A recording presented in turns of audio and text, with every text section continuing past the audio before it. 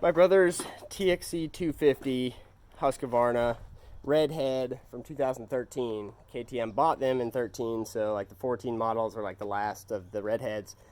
This thing was a pain in the butt. The water pump, right here, this water pump, it had a little seal in it fail, and then the bearing inside the water pump that runs the little shaft failed, and it started skipping the cams because it runs right off the cams right in there, and it ruined both of the camshafts.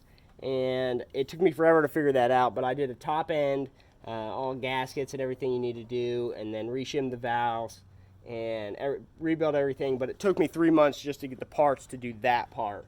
And then once I get it back together, it's still not running right. So I was messing with the TPS sensor, it's our position. And the TPS sensor can kind of be a little bit tricky, and I forgot a crucial step. Last night my wife said, well, maybe it needs to like idle or something for a while. And I was like, yeah, that sounds right. And then I read on a forum, like, oh yeah, you got to reset the ECU. So I let it sit for 5 minutes just now, and it runs A1, got it going. I'm so pumped. This has been over 3 months of work.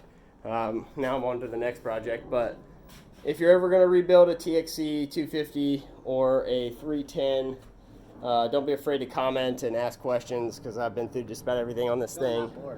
And also how much work it takes to track down part numbers. A lot of these came from Italy and Belgium. These are all the part numbers.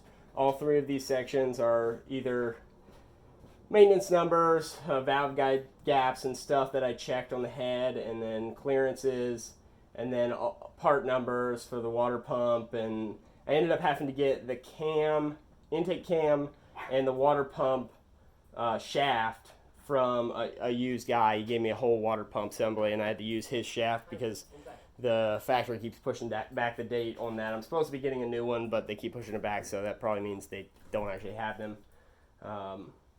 But yeah, a lot of work, a lot of time. Just excited that it's done and running good. They're sweet bikes. It's just, if you're going to rebuild them, I would contemplate parting them out and just getting the money out of them, because guys are buying parts for crazy prices because you can't get the parts anymore.